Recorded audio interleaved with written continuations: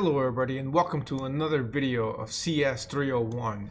Today we're going to be looking at the evolving technology and the implications it has in the workplace and employment. So when we think about jobs and technology, usually people tend to associate a certain fear that there's going to be mass unemployment due to increased automation, and that the more computers get involved, that the higher there is of skills required to work in these environments that have computers on them and people that might not have been trained with those. Other trends that are coming are things like offshoring jobs that might lead to mass unemployment. So one of the beauties of technology is that it has brought the world together. You can be talking to somebody across the world and somebody can be working on something on the other side of the world, and you can coordinate that kind of thing. And so with that, we get things like offshoring, which we'll talk about what it means, but basically the idea of hiring people in other places of the world to work for you instead of hiring somebody locally for economic reasons and other reasons, skill-based reasons and whatnot. And so the technology that enables this creates fear in people that it's going to lead to mass unemployment. And finally, also to talk about the use of technology to monitor employees. So those are kind of the topics that we're going to talk about. So first, let's go ahead and talk a little bit about job creation and job destruction. So when it comes to new technologies, computers and automation and all of those things, certain jobs have been eliminated because of this. There's no doubt about that. There are jobs like telephone operators, or meter readers, or potentially toll booth operators, certain auditing people, and nowadays with self-driving cars coming up, potentially taxi drivers and bus drivers, truck drivers. All of these jobs are either at risk or have been eliminated from people and have been replaced by computers.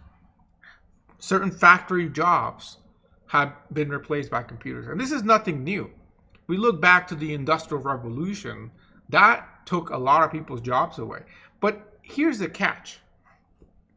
Successful technology does eliminate or reduce some jobs, but it also creates other new kinds of jobs. There's new industries that arise thanks to this. For example, we have entire new markets in the internet and cell phone communication and pretty much everything related to computers. And these jobs did not exist before. So that is always kind of like a tug of war. Some jobs are replaced by computers, but that also brings a rise to new jobs. Also, automating things does help to lower the price of certain items, which helps to increase the demand of those items and can also create jobs and make people's money go further. But if we kind of look at some statistics, if you think about whether you earn more or less, since the 1970s, wages have been decreasing. Now, you might say, well, we're earning more. Well, we're talking about when we consider inflation along with that. Like we remove what inflation's, because somebody making $15 per hour today is not the same thing as making $12 per hour 40 years ago. That would have been more money. That money would have gone further. So if we consider that, wages have decreased since the 70s, but fringe benefits have increased. Furthermore, since the Industrial Revolution, people's work hours have gone down in an average. That means that the work weeks and the work days have gone down. And even though there has been a decrease in take-home pay, that doesn't strictly mean it's related to technology. There's other things involved, such as increased taxes. And furthermore, even though I am adjusting for inflation, purchasing power has increased a little bit because prices have fallen on certain items, right? So automation and outsourcing and offshoring and all of these things have helped to decrease the price on certain items that have made them more achievable for just about anybody. You know, if you think about technology like a TV or a computer when they first came out and were very expensive compared to what they cost now, that has given access to a lot of people to a lot of things that they wouldn't have had before. Going back to the music example, you know, when CDs came out and then when MP3s came out and those kind of that, you know, those ways of delivering music, that really helped to allow everybody to have music at home instead of having to go to like a concert or things like that. You know, versus something like a vinyl disc, and even before that. So it's also important to talk about changes in skills when it comes to jobs. So there has been a lot of changes because of technology in the kind of jobs that are out there for manufacture, sales, repairs, maintenance, and whatnot. And the education required for the job has changed a lot. So some of the jobs that have been created require more education than the jobs that they replaced, which is one of the issues that is always brought up. So for example, a telephone operator or a teller at a bank or someone who is a taxi driver do have training required to perform their jobs, but that training may be considered to be less than someone that is going to work per se as a computer engineer, which is a new job that's been created because of computers. And it's a little bit of, you know, apples to oranges kind of comparison, but at the end of the day, they require more time education, which costs more money for them to prepare. And so it's unfair to say, okay, well, you know, this person can no longer work as a teller because that job has been eliminated by ATMs. And then they say, okay, go work as a system analyst or a computer engineer now. But that person's like, well, yeah, but look, I'm 40 years old and I'm not going to go back to school for 4 years just to get a college degree so I can get a job again. And so this is a bit of a problem with the different skills required for the jobs. Now, that's not to say that all situations are like that, but this is a big problem. And this is strictly related to technology. We hear this all the time on the news. If you watch like the whole concept between fossil fuels and renewable resources, right? People say, oh, you know, we got all these coal miners and all these people working in the oil industry, and you know, we're going to get rid of the renewable oil industry and the coal industry, and those people, we're going to hire them for renewable energy. And so, you know, and even tell them you're going to make more money, right? But the problem is transitioning those people is not just whether or not they want to, which they might not, but also what kind of skills they need to train for that, right? So this is not something strictly related to technology and computers. It's in general something that happens when the job market changes and skills require change. But it is definitely something to consider as well. A lot of the times, though, companies are willing to train people, and it's a really good thing because it helps. And technology has allowed a lot of training to also be automated. You know, you go work at an airport, and you got to get trained for security for the airport. Instead of having to go to a class with a person, they just give you a link so you can go and do an online course and then get trained and then take the certifications to get the license, the credentials, and things like that. So that's a good thing because then it makes education cheaper. But on the other hand, the person that was before teaching the classes, you know, he might not have a job anymore, or maybe his job now is to monitor the system that is doing the automated teaching. But that, of course, is going to require him to have additional training. So there's definitely a lot of skill changes out there when it comes to jobs with technology. Another big thing that has really applied, especially with COVID-19 and things like that, is telecommuting. So technology has really enabled us. I mean, it's always existed, telecommuting. I mean, people have been able to work remotely even before computers were a thing, but it was a much smaller percentage. And that percentage has been able to grow thanks to computers. And I mean, it's frankly one of the reasons, a lot of people don't think about this, but with COVID-19 and everything, the only reason that a lot of people's lives are variable and they can still work and, they're not fired or furloughed is because they can work remotely. And that is thanks to the CS people. We were able to establish things like computers in the world and the internet and all the infrastructure required for that. That's all computer stuff. That's all us. And I feel like we don't get enough credit with that. That thanks to this, people are able to actually have a variable life while still being home and be able to work, right? And so that's a big, big thing that technology has an impact on, and the ability to telecommute. And again, if you don't know what telecommuting is, that is essentially working at home using some sort of computer that is linked to your place of employment. It's essentially a mobile office. I mean, you could be working out of your car, technically, or from a laptop, or potentially from a customer's location. Like if say you're a lawyer and you get hired to do some consulting, you go to the location where you have to do consulting, but you still need to communicate with your office to find some information. Before, yes, you could do that by phone, but now with a laptop, you can connect directly, like a VPN, directly to the servers of your law firm and work like that. And so there's full-time and there's part-time telecommuting, but it has its pros and cons. So thought I'd go ahead and list a couple of the pros and the cons for that. So let's first talk about the pros. Let's be positive here. So the pros is that it reduces a lot of overhead for the employers. And by that I'm saying if somebody is working remotely, then they don't need permanent installations in their offices. They don't need large offices. So that's actually another pro I wanted to list. Reduce the need of a large office. And basic things like that you would have in an office are no longer needed.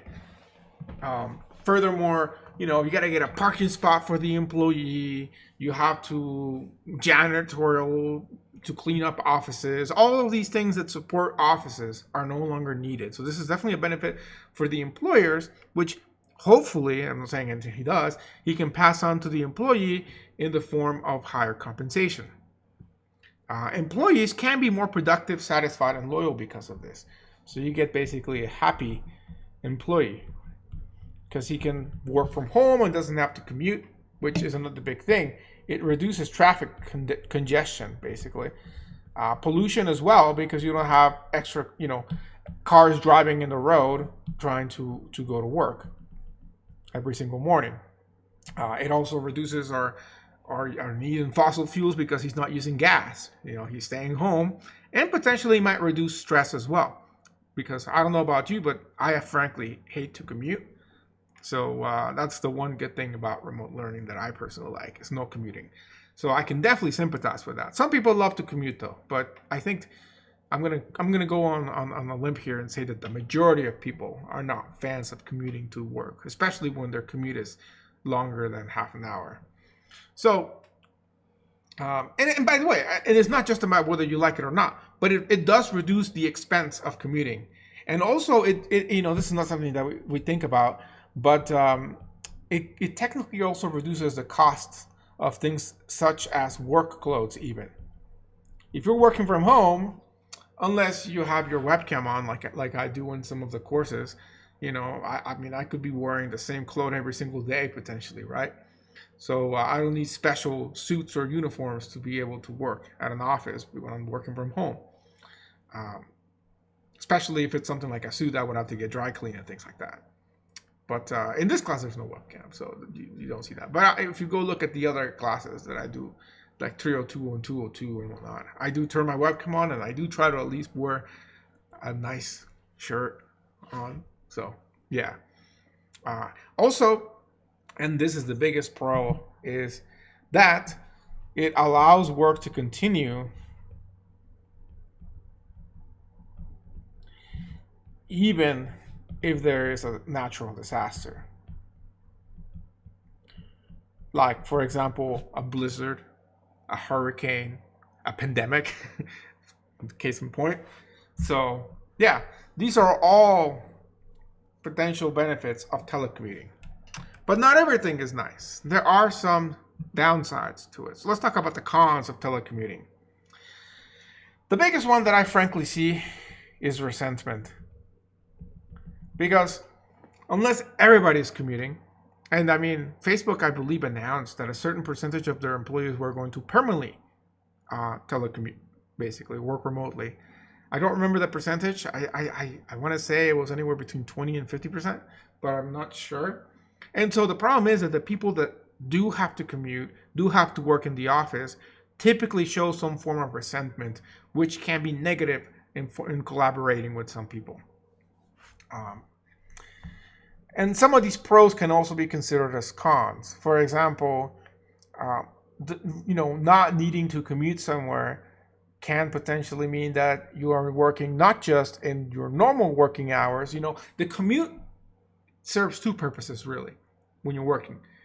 The first purpose is, of course, physically moving from one location to another, typically from your place of residence to your place of employment.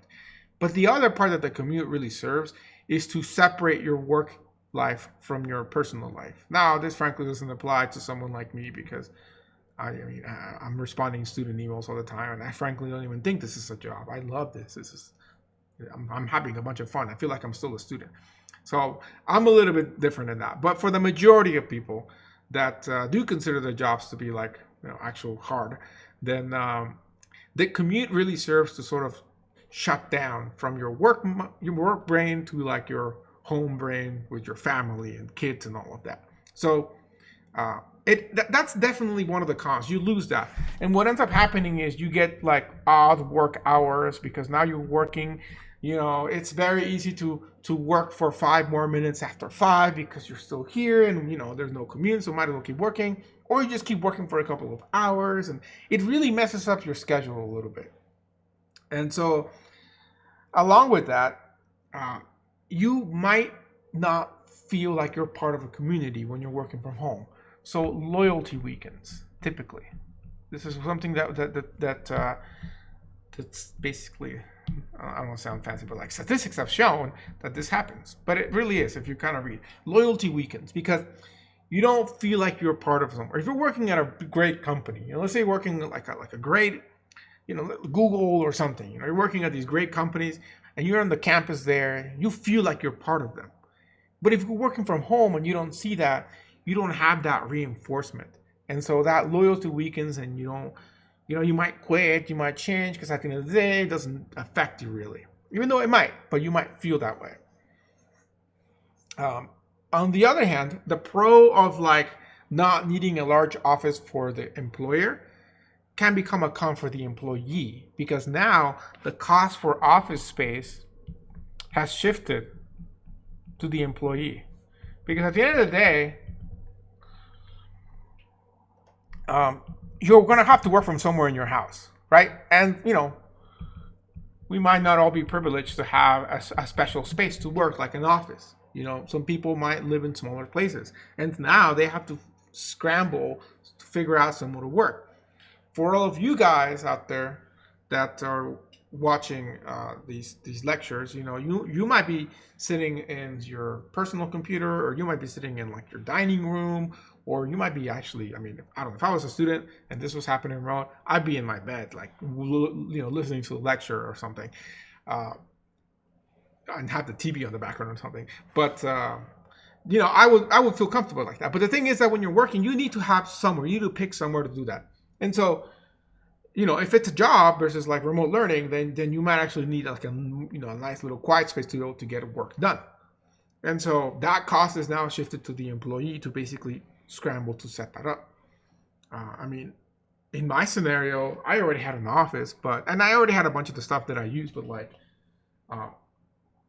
technically speaking, if I wasn't prepared for this, like I would have had to buy like a webcam, microphones, and my green screen, which I already had, which I use for the lectures that I have webcam on. Those, those costs would be potentially something that I would have to deal with.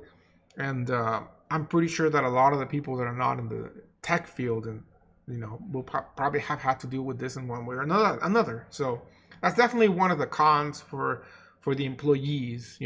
For the employers, they're like, great, It's like, I still have my office at UNLV, but, technically I've only been there like a couple of times since the pandemic started. So they could take it away. I mean, they won't, but I'm just saying if they did, they could use that for some other person that was still working on campus, right? And so they would save money that way. So that's kind of what I mean when I'm talking about office space saved, but also that now it shifts to you. And finally, one that we don't really think about, in fact, I don't really think about it, but I should probably more, is security risks associated with this. So what ends up happening when you're working remotely is that you tend to use the same computer for both work and personal. So work, personal. I mean, heck, look at my YouTube video. I used to have my videos in here only, like my gaming videos or whatever, art videos and things like that. But now I'm also putting my my lectures there, right? So I mean, this, and it's all because it's coming from the same computer. I have a couple of computers, but the main computer that I use, the one that I record lectures on, is my personal computer. So at the end of the day, that could be a potential risk, right? And I'm actually getting a different computer so I can split things up better. But that's a risk that can be bad because as we saw hopefully in the last video, you know, with crime and security, it's a dangerous world out there, as they say. And so there's a higher chance of something going wrong when you're using a computer from within your workplace, because there's a higher chance you might get download like some keylogger or something, and now bam, not only do they have your personal stuff, but they also have an access to your employer stuff, which can be bad, pretty much. So that is definitely a security risk that does come up with telecommuting. Can it be avoided? Of course it can. Just have a work computer and a home computer. Bam, problem solved. But a lot of people typically don't do this out of convenience, or because simply the employer doesn't want to pay for them to have a laptop or something. Or maybe they do have a laptop, but they rather use a desktop because they have a nicer desktop than what their employer pays for, or things like that. So it's definitely something to consider as a con. So the next thing I want to talk about is the global workforce. So as I said earlier, there is this concept of offshoring, and there's also outsourcing and inshoring. So let me go ahead and define what these are before we can talk about the effect of computers in the global workforce. So the first one is outsourcing. So what outsourcing is the phenomenon where basically a company pays another company for services instead of performing them yourself. So it's like delegating, essentially. So you are, delegating some work to another company. And typically it's done by a company, but it could be done by an individual in theory.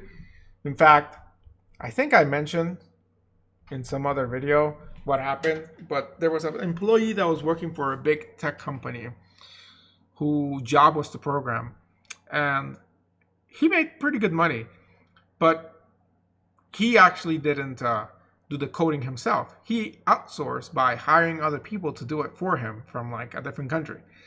And that was, of course, a huge security. Talk about security breaches. That was a big security breach because the other companies were doing the jobs. And he got caught and fired, but it's a big deal. So yeah, if I find the link to that, I'll post it on the YouTube description. But anyways, that's what outsourcing is. And outsourcing doesn't have to be international. Outsourcing can be as simple as, let's say, think about UNLV for a minute. UNLV does not handle Canvas. Canvas is an external company that is contracted by UNLV to deal with the online courses, right? So that is a form of outsourcing in a way, because UNLV is a university, and they don't want to have to deal with managing like something like classes online or web campus and those kind of things. They could, in fact, we have Moodle, which is an open source version of that is used for some of the CS courses. But in general, outsourcing is cheaper because you leave companies that specialize in this to handle it, versus trying to have like a mini company that handles everything. Because remember, one of the things we were talking about last time is how much of a risk cybersecurity can be for a small company, because they don't have the manpower to have an entire security team, more than maybe like one dude. So that's it's a big thing. The second thing is offshoring. So offshoring is the practice of moving your business or a business process to another country, typically known as overseas, which is why it's offshore, like off the shores. And the goal of this is, like anything else, to reduce cost. Outsourcing, also the goal is to reduce cost, but it can also be just to reduce, like, frankly, stress and other regulatory stuff. It's not just about cost. But offshoring is typically done to reduce costs. But I suppose in theory it could be for also like tax breaks, I suppose. You know, if you're doing certain things offshore for tax purposes, it could be definitely legit. So let me go ahead and write that down. So it's the practice of moving a business or moving a business process. It doesn't have to be the entire business. It can be just one piece of it, or a service too, actually, to another country. And again, typically it's overseas, which is why the name comes from offshoring. But it doesn't have to be. I mean, if I move a company, something from the U.S. to Mexico, that's not overseas. I mean, that's just across the border, basically. So, but what the typical association is, like moving something to China or Asia, and that's over the ocean. So that's where the offshore comes in. Okay, just a term that kind of stuck around. And again, the main goal of it is to reduce costs. But I suppose regulations might be as well. But then again, regulations could be also related to costs, like taxes and things. It's all about the money, I suppose. And then we also have the kind of like the opposite of that, which is inshoring. So inshoring is kind of like the opposite. So like if I was to move, like let's say I want to move my factory to China, I am offshoring my factory to China, right? But to them, that would be considered inshoring because they're bringing in jobs from other places to that country. So like actually, if we, one of those the political commercials that candidates give are things like, we're gonna bring back jobs to America, right? That would be considered inshoring, actually, if they did that. So I'll just basically say the opposite of offshoring. Bring jobs back.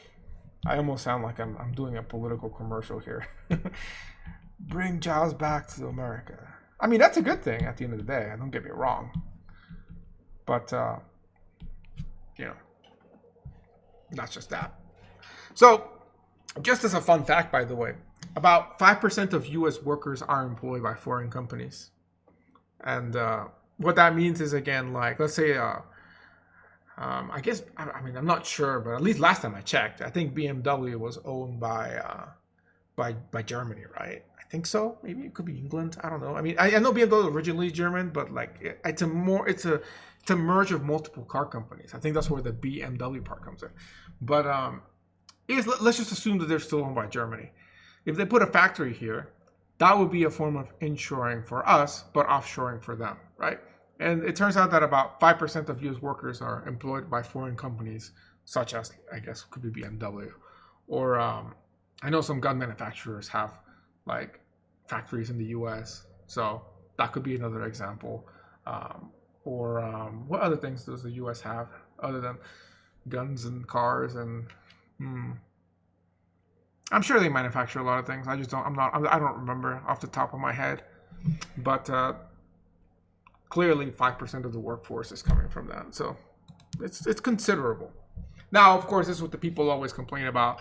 5% are employed by foreign companies. But if it was bigger, then that would be good for us, technically speaking, because that would be bringing in jobs from other places. So,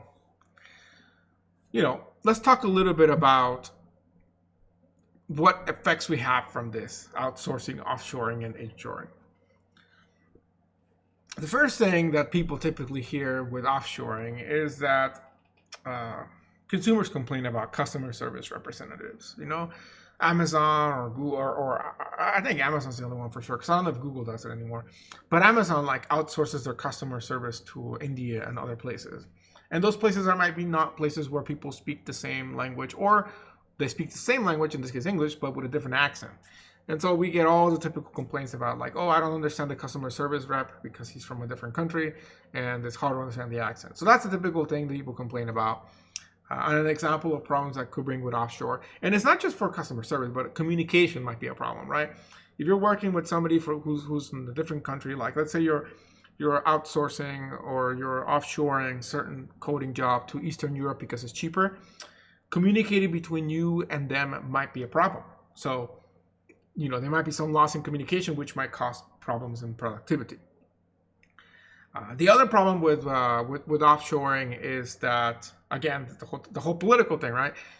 Taking jobs away from the U.S. to other places is bad because we lose jobs, or we want to bring jobs because it helps. But I'm not going to go into politics of that. But that's definitely something that is ever present. Jobs leaving the U.S. may be negative for us because we have less jobs. On the other hand, the ability, and I think I mentioned this earlier, the ability to have a global workforce really ups the bar on the kind of skill that you can have. Because if I can go ahead and hire somebody with a college degree, or even with something higher like a PhD from a different country for a lot less wage than I would have to pay somebody from the U.S., then I might be inclined to do that. There's things like the visas that you bring in for skill-based visas, right? It's cheaper for me to bring in somebody with a CS degree from India or Eastern Europe, and bring them in, give them a visa, and pay them is still cheaper than to pay somebody coming out of from U.S. university with a CS degree. And so that's kind of the issue as well. But on the other hand, what ends up happening with that is when you have that outflow of educated people from those countries, it increases the demand for them in those places, and it also helps the salary there. So it's kind of like, think about it like a dam. One place has a lot of water and one side has little water, and eventually we're kind of trickling down, and hopefully at some point everything evens out. But this is of course a very optimistic view on that. It also ups the bar for locals, because if I can go ahead and get a highly skilled labor for not that much cost from another country, then those are people I'm now competing with in my local job market. So that means I have to raise my bar and I have to get more job skills and be more competitive, right? As an American, if I could get by with just a college degree, a bachelor's degree, and get a good job, then that'd be great. But then if you get people coming in with bachelor's degree from other places that are asking for less money, then now I need a master's degree to be competitive, right? And so that raises the sort of the skill gap, and you have to kind of catch up on that. So it's a big thing, and it's ever going. Like I have my friend who has a gaming company in Eastern Europe actually, and he's like, man, should open like a U.S. branch of that, but still keep the company in the country. I don't want to mention names, and then and that way, like the cost is cheaper to develop the games over there, but still have like a U.S. branch just for representation to get new customers, right? And there's a lot of questions to the ethics of doing something like that. Instead of hiring other Americans, we're basically taking jobs away. But then you could say the argument, well, if this wasn't a thing, we wouldn't have ever opened an American side to the company, right? So it's a lot of ethics involved when hiring foreign workers. And I mean, like I said, just go look at the recent elections to see that it always comes up in elections, with political stuff about hiring foreign workers and things like that. So I'm not necessarily advocating that one side is better than the other, but it is definitely something that is in everybody's minds about that. All right. So finally, the last part that I want to talk about are the impacts on employment. And in this, I'm talking more about monitoring and hiring, new workers. So, even from back in the day, background checks have been a thing, or some sort of screening, even if it meant like word of mouth, like, hey, I'm trying to hire this person. You heard of him? Is he a good guy or is he a good girl? Good woman? They would try to do some sort of investigation, right? Well, those days are gone. Now it's like full-fledged background checks and screenings, and beyond that, major web crawling to figure out whether this person's okay or if he's secretly like a cult leader or something, And that's something that is very important because companies want to keep a good image. And so they got to make sure that not only are they hiring the most skilled person for the job for the least amount of money, but also that they're not going to later on, bite them behind the back because they were like some crazy person or something. And so social media and the web in general have given employees a treasure of information to be able to collect on an applicant. Now an employer can search a news group or search social media, get somebody's Facebook or Instagram or even TikTok, whatever it is. And not necessarily them, but hey, they can outsource that to a company that deals with that, and which could be like a data collection agency, and basically do very in-depth screening methods to pretty efficiently reduce a large pool of applicants into a more reasonable number that they can deal with. So this helps them save money because it's really bad for a company to go through an entire hiring process only to find out at the end that this person is not fit with the vision or the ideals of the company, versus to kind of clean that up ahead of time. And it's not strictly just for image, but also like for education, right? We want to make sure that the person did not falsify their education or their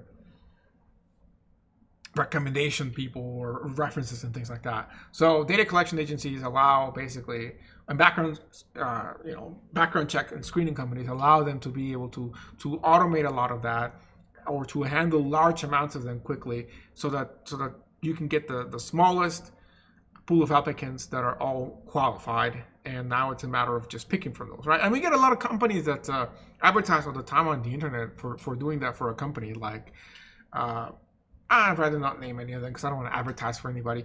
But, there's a lot of websites that say, get your company in here and look at a pool of candidates that is like perfectly matched to you. So, and it's true. It does help to match someone better, from both sides too. It's not just the employer side, but the employee side. If you're looking for a job, you go to a job search website, and you can search for jobs with keywords that can match better to your training and things like that. So it can help you find a job, and it can also help somebody that's looking for employees to better screen them to see that they're better matches, right? This, of course, is the ideal, but of course, the dark side of this is, of course, that should really an employer have any business dealing with somebody's private information? I mean, who cares if this person is part of a cult? As long as they're not doing any cult activities at the job place, and as long as they keep that life separate, then there's an ethical argument to be said that they shouldn't be disqualified from the job, right? Well, again, that's the ideal, but not what really ends up happening. So it's unfortunate, but it's kind of the fact of the matter. So anyways, that's kind of for the processing part. For the monitoring part, we have monitoring employees is not a new thing.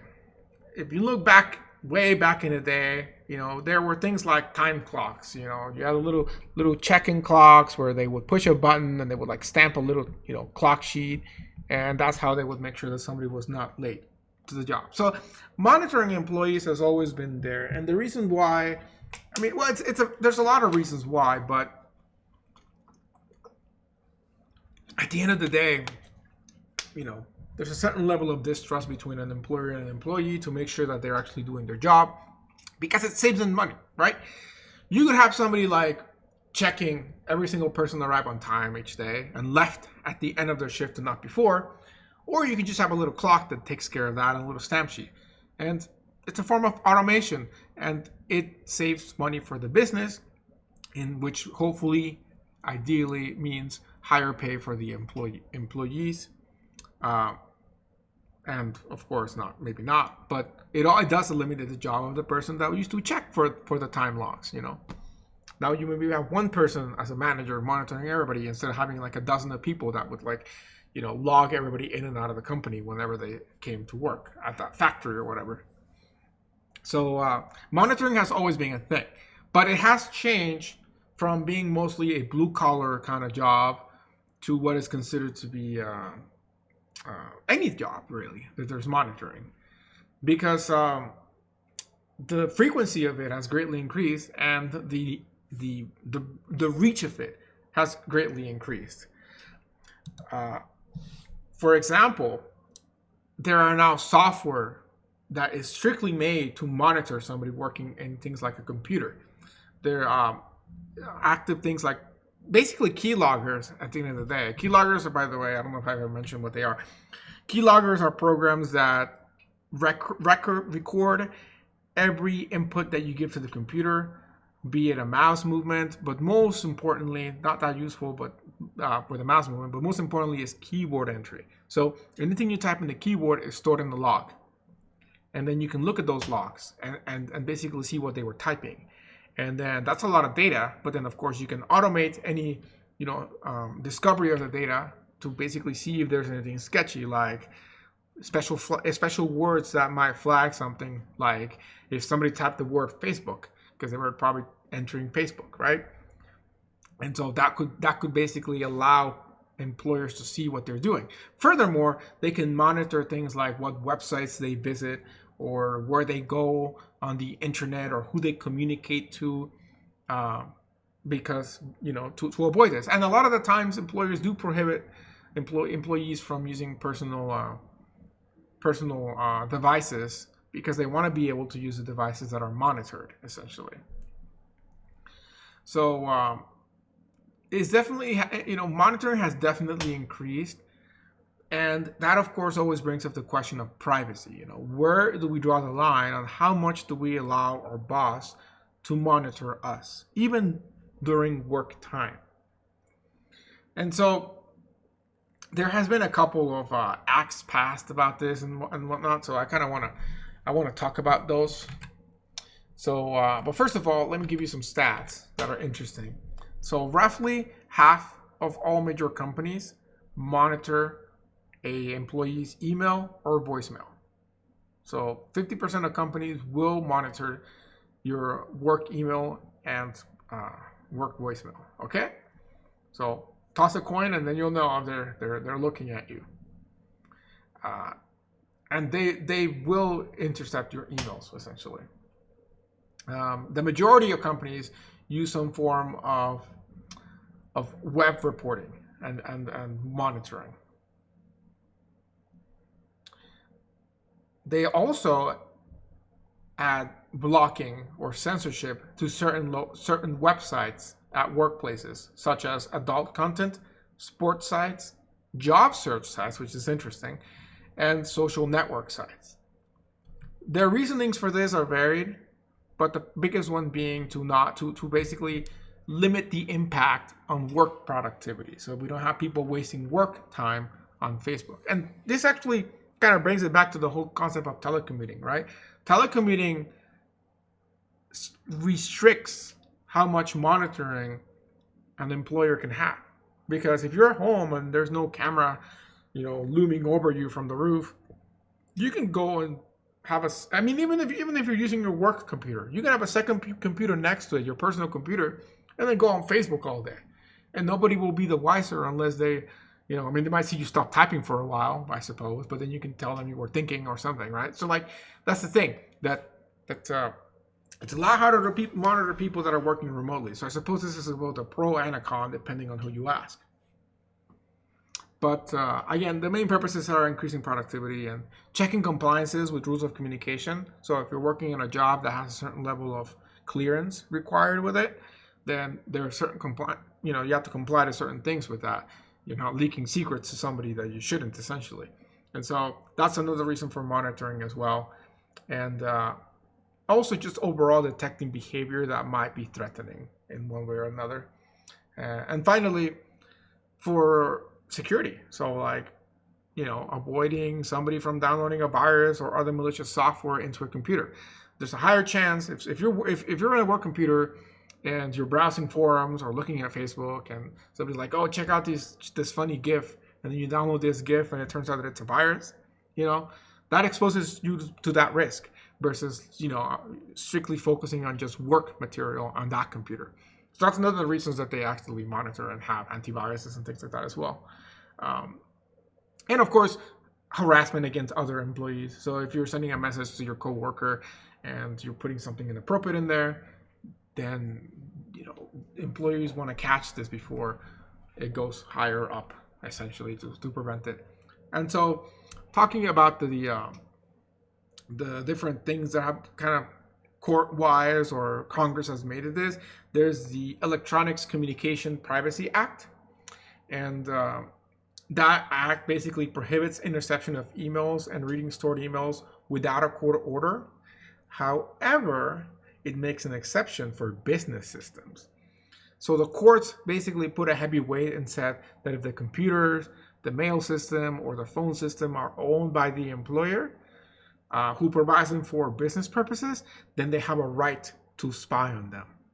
So this is a pretty interesting thing that actually that Congress kind of made this exception there, because it's basically saying that if you have a work phone, it's giving all of the right for the employer to monitor all communication on that phone legally.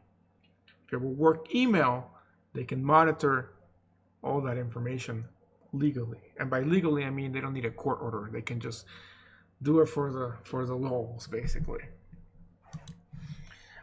Courts in general have ruled against monitoring done to snoop on personal and union activity or to track down whistleblowers. So, it's not a blank statement under the ECPA, but this has been thanks to court cases, which means it has gone to court, which means that employers have tried to step over the line.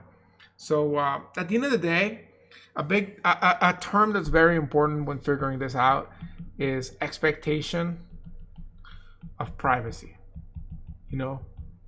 So basically, it depends on whether an employee had a reasonable expectation of privacy on whether the monitoring was acceptable or not. So, like if a company is trying, even if you're in a company building owned by the company and whatnot, and by your employer, and you go to the bathroom there, and in the bathroom there's a camera spying on the employees to make sure that they're actually going to the bathroom and not just using that as a break, that would be a violation because there's an expectation of privacy in the bathroom, okay?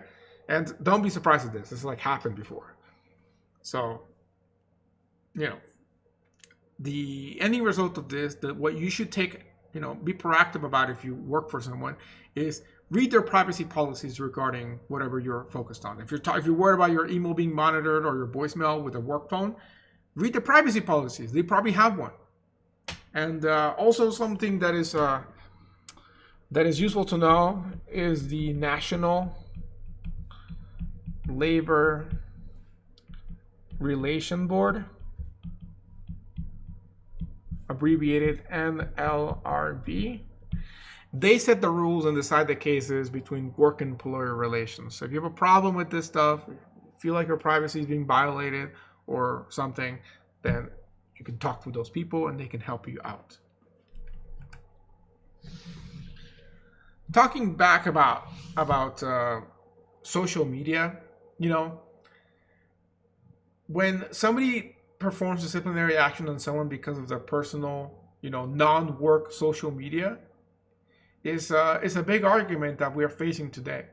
Because if you work for somebody, but then on your own time, not during work time, and on your own, social media that's not related to your job, if your work involves social media, and you have a social media for your job, that's different. But if you have your, you have a Facebook account, it's not related to the job. You don't even list that you work where you work, and you're doing whatever you want there. You're praising the, Emperor Darth Sidious, or you're like, I believe in the dark side, killing younglings in episode 3, you're like, hey, that's my favorite scene in the entire Star Wars movies and everything. You're having all these weird and scary conversations.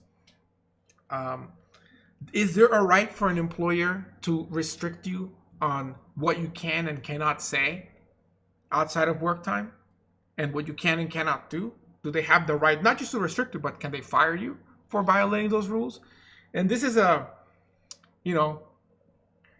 this is a big thing because employers say that restricting on non-work social media does not violate your First Amendment.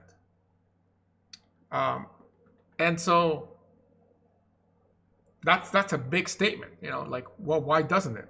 Well, there you go. The exception being when the employer is the government. That one's kind of iffy.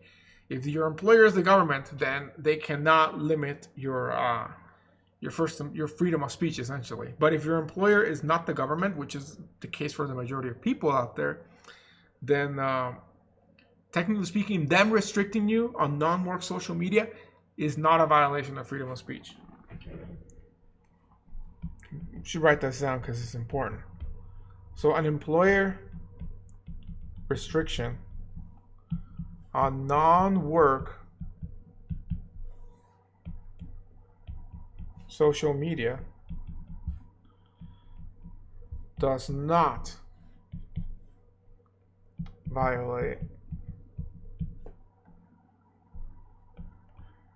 an employee's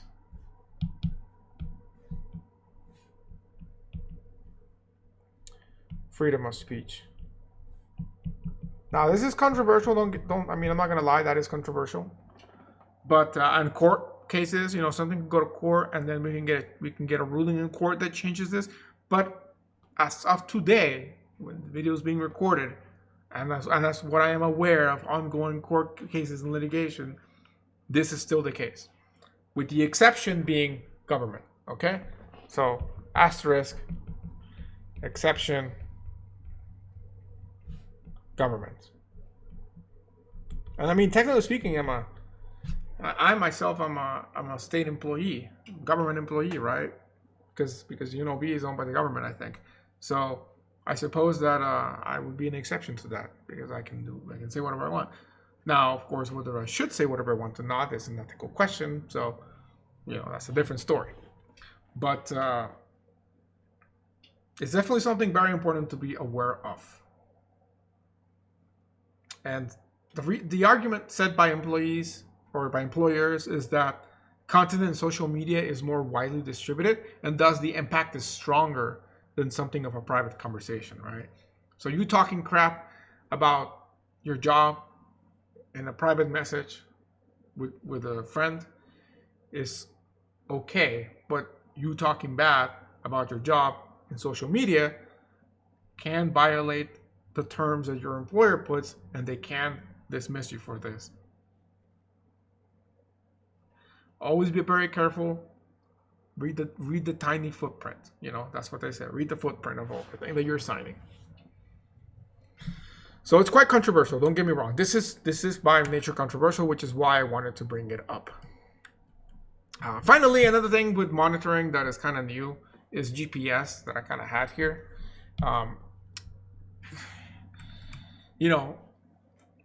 Tracking an employee's location is pretty serious stuff, But depending on the kind of job, like, let's think about truck drivers, long haul truck drivers. Monitoring the trucks and therefore monitoring the drivers helps to reduce theft and optimize deliveries. Also detects to make sure that truck drivers take the required rest. I don't remember what it is. I had a friend whose dad was a truck driver when I was younger, and I think it was like they were required to sleep like 8 hours or 10 hours or something, or have a break of 10 hours after driving like 12 hours or something. It was something like that. But like it was like a criminal violation to break that. So like they would basically monitor them to make sure that they actually stop for that long. Because they might actually be compelled to drive a little bit longer. Because I mean, I'm like, I could never do that. Like I drive for 3 hours and I'm probably like almost falling asleep while I'm driving. Like it's extremely dangerous for me to drive a long time. But some people can like go hardcore and drive like 15 hours in a single day and be okay. Like nothing happened. So for some of those people, they could handle more than, let's say, the 12-hour limit that the company gives them. But and they could do it safely too, potentially. But the thing is, some people can't. Some people probably can't even make the 12 hours, like me, I couldn't do that. And so what the companies do to sort of protect themselves and for insurance purposes and for safeties and criminal regulations, they say you can only work driving this many hours, and then you're required to take this much of a break, whether you like it or not. And so, drivers might kind of lie and say they did this and whatnot.